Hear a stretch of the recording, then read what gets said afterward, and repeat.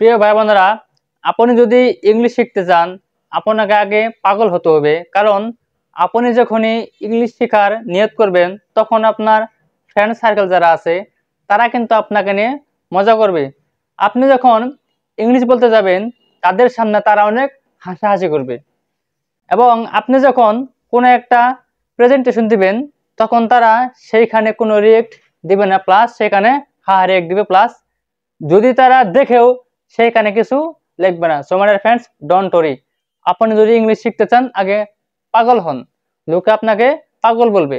আপনি যখন ইংলিশে কথা বলতে পারবেন তখন কিন্তু সমস্ত প্রশ্নের উত্তর আপনি চাইলে এমনিতেই দিয়ে দিবেন, অর্থাৎ ইংলিশ শেখার মাধ্যমে আপনি সমস্ত প্রশ্নের উত্তর দিয়ে দিবেন। সো মাই ডিয়ার ফ্রেন্ডস, আমার প্রত্যেকটা ক্লাস ইংলিশে যারা অতি দুর্বল শুধুমাত্র তাদের জন্য। আপনি যদি ইংলিশে কথা বলতে চান তাহলে আমি যেগুলো ক্লাস দিয়েছি এগুলো ছাড়া আপনি কখনোই ইংলিশে কথা বলতে পারবেন না। আমার প্রত্যেকটা ক্লাস ইংলিশ শেখার জন্য খুবই হেল্পফুল, এবং আমি যে ধরনের ভিডিও দেই ইনশাল্লাহ আমি মনে করি এরকম ভিডিও কোনো পেজে নেই। সো মাই ডিয়ার ফ্রেন্ডস, আপনি যদি ইংলিশ শিখতে চান জাস্ট আমি যে কয়টা ভিডিও দিয়েছি শুধু আমাকে ফলো করেন। আফটার 3 মান্থস অর্থাৎ 3 মাস পর আপনি যদি ইংলিশ না পারেন তখন এসে আমাকে ধরবেন। সো মাই ডিয়ার ফ্রেন্ডস, আজকে আমরা জানবো যে M likely to, is likely two এবং আর লাইকলি টু, অর্থাৎ কোনো কিছু আমাদের যেমন সম্ভাবনা ছিল, অর্থাৎ অতীতকালে কোনো একটা কাজের সম্ভাবনা ছিল কিন্তু আমি কাজটা করিনি, অর্থাৎ অথবা কোনো একটা কাজের সম্ভাবনা আছে এরকম বাক্যের ক্ষেত্রে আমরা এম লাইকলি, ইজ লাইকলি অথবা আর লাইকলি টু ব্যবহার করব। তাহলে এদের অর্থ হচ্ছে আপনার সম্ভাবনা আছে, মানে হচ্ছে আপনার ভবিষ্যৎকালে আমি একটা কিছু করতে যাই সেটার সম্ভাবনা ক্ষেত্রে আমরা M likely, is likely, R likely to use করব। তাহলে দেখেন, এম লাইকলি এর পরে যে বার্ফ আসবে সেটা সবসময় বার্ফের বিয়ন হবে, অর্থাৎ আপনি এই পাশে যে কোনো বার্ফ বসাবেন সেটা আপনার বার্ফের বেস ফর্ম হবে, এবং এই পাশে আপনি চাইলে যে কোনো সাবজেক্ট ইউজ করবেন। পৃথিবীতে সমস্ত সাবজেক্ট আপনার এক অর্থ দিবে। তাহলে দেখেন, আই এম লাইকলি টু গো, আমার যাওয়ার সম্ভাবনা আছে। আই এম লাইকলি টু ইট, আমার খাওয়ার সম্ভাবনা আছে। I am likely to right, আমার লেখার সম্ভাবনা আছে। I am likely to walk, আমার হাঁটার সম্ভাবনা আছে। I am likely to run, আমার দৌড়ানোর সম্ভাবনা আছে। I am likely to read, আমার পড়ার সম্ভাবনা আছে। এরপরে আপনার হি, তাহলে হি ইজ লাইকলি টু গো, তার যাওয়ার সম্ভাবনা আছে। হি ইজ লাইকলি টু ইট, তার খাওয়ার সম্ভাবনা আছে। খেয়াল করেন প্রত্যেকটা বাংলা বাক্য আপনার অর্থ দিচ্ছে সেম, মানে বাংলা বাক্যের অর্থের কোনো ভিন্নতা নেই।